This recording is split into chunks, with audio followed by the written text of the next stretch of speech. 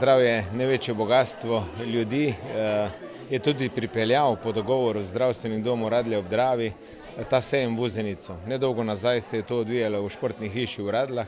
Vidimo, da tudi tam je bil odličen obisk in seveda smo se skupaj z vodstvom zdravstvenega doma odločili in poprosili, da ta sejem napravimo tudi v našem kulturno-upravnem centru.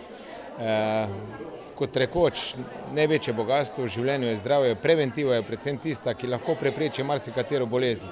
In smo veseli, da danes gostimo ta sejem zdravja tukaj in da je udeležba in zainteresiranost izredno velika.